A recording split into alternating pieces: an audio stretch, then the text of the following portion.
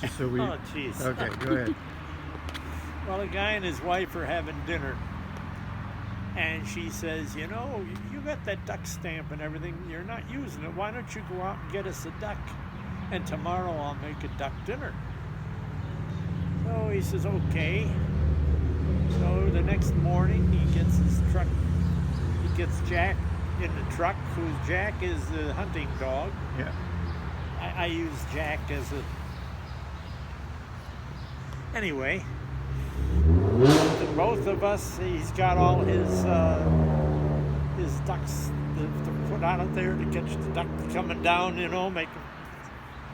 And anyway, he gets into the blind and he's in there from 9 o'clock on till 3 o'clock in the afternoon, and 3 o'clock, and he's tooting the thing and everything else, nothing's happening.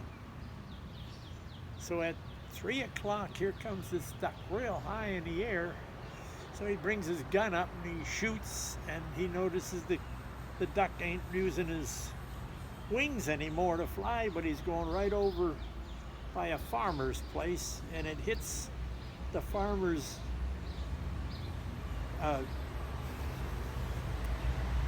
barn. Yep. Falls down between the barn and the house. Yep.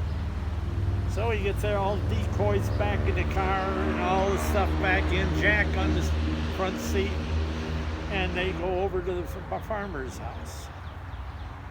And he says, did you see my duck that landed over here in your yard? He says, I shot the duck just now and he landed over here, you know. And the farmer comes out and he looks at it, he says, that's not your duck, that's my duck. He says, well, I shot it. And he says, I've been going since 9 o'clock this morning, and that's the only duck that ever showed up. And the farmer says, well, he says, I'll tell you what I'm going to do. He says, we'll have a contest. And the first guy that can't get up and stand, and that's the guy, the guy who stands up after it's all done, and he gets the duck. So and he says, I'm going first because this is my property. He says, what we're going to do is kick each other in the groin. And the one who stands up after this is all over, he's going to get the duck. Yeah. So anyway, this guy used to be a football player, and he was the kicker for the team. And he's the farmer. And he kicks the guy in the groin, and the guy goes down like he was hitting the head with a buckshot, you know, boom. And he's wriggling around on the ground for about 15-20 minutes.